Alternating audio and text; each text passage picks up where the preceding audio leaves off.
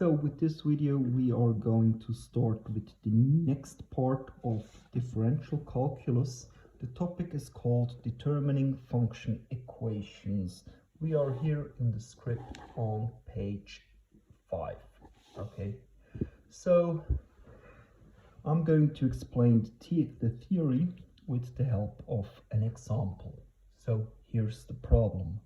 A third order polynomial has a stationary point at p minus 1, 6. In addition, the polynomial has a slope m equals minus 12 at q1 minus 10. Determine the equation of the polynomial.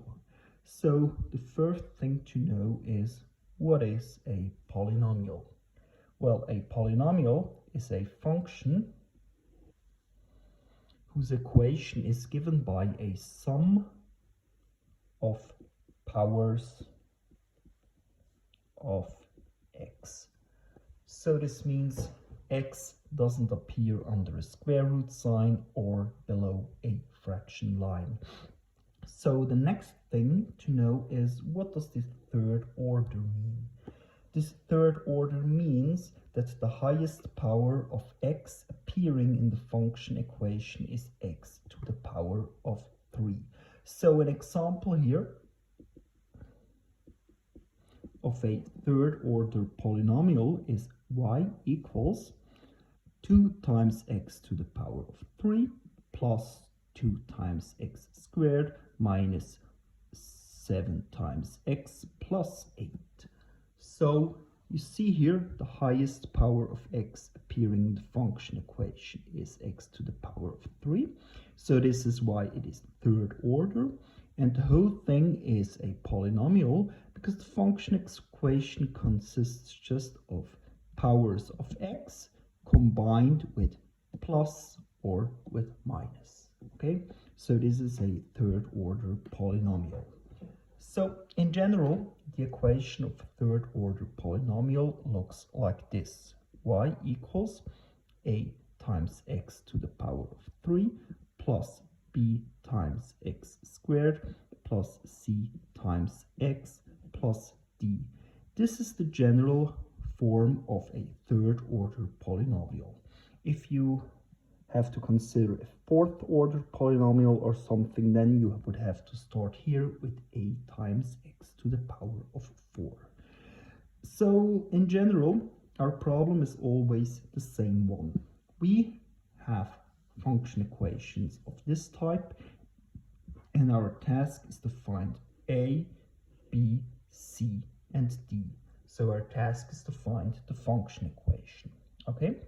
And now one very important point here is just count the unknowns. I mean, y and x, well, these are the variables, so they don't matter here. They appear in a function equation anyway.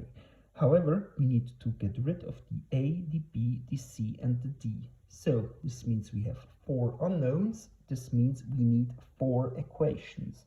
So this is a very important step. You need as many equations as you have unknowns. So we need, in this case, 4 equations. Our only problem is to get these 4 equations. So let's start. A third order polynomial has a stationary point at p minus 1, 6. So we have a stationary point at p minus 1, 6. What does this mean? Well, the first important point here is, if it has a stationary point there, then of course that point lies on the graph of f. Okay? And moreover, since we have a stationary point there, the derivative at that point is 0. Okay? So we know 2 things. First, we know that this point here lies on the graph, and in addition we know that the derivative of f at that point is 0. Okay, so since this point lies on the graph, the coordinates of that point satisfy the function equation, so we can plug the coordinates of this point into the function equation. I mean, this here is x and this here is y. So we plug -1 into the function equation here, here, here, and here, and 6 here on the other side. So 6 equals a times -1 to the power of 3 plus b times -1 squared plus c times -1 plus d. Okay, so don't forget the brackets here. It's -1, the whole thing, including the minus taken to the power of 3. So we get 6 equals -a plus b minus c plus d. Okay. The next thing is the derivative of f is 0 at that point. So this means f prime of -1 equals 0. So we need, of course, f prime of x. That's not difficult. F prime of x is 3 times a times x squared plus 2 times b times x plus c. The d is 0 since this is a constant. And now we plug -1 into the function equation and set the result equal to 0. We get 0 equals 3 times a minus 2 times b plus c. So now let's see. Here we have a first equation, and here we have a second equation. So this means we have 2 equations, we need 2 more. So what else do we know? The polynomial has slope m equals -12 at q with coordinates 1 and -10. So what does this mean? Well, of course, it means once again that this point lies on the graph, and moreover that the derivative of f at point 1 is -12. The derivative is the slope, of course. So first we know this point lies on the graph, so we can plug the coordinates of this point into the function equation. This leads to -10 equals a plus b plus c plus d. So this is already my third equation, not difficult. The next thing is f prime of 1 equals -12. So I plug I plug 1 into the first derivative here and set the result equal to -12. I get f prime of 1 equals 3a plus 2b plus c, and that should be equal to -12. So this is my fourth equation. So, and now if you consider the 4 equations we have, well, you have here one, second one, third one, and fourth one. If you consider all these equations, well, all these equations are linear. So what we get is a system of linear equations. First equation,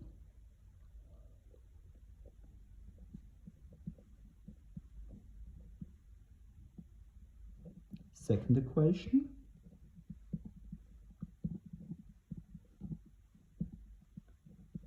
and last equation. And this is, in fact, although it might look a bit difficult, this is a nice thing, because this is a system of linear equations consisting of 4 equations and 4 unknowns. This means we can take our calculator and solve for x. So this is just calculator work. You take your calculator, you press apps, and then down there polysimult 2, then simult equation solver, and then here 4 and here 4 as well.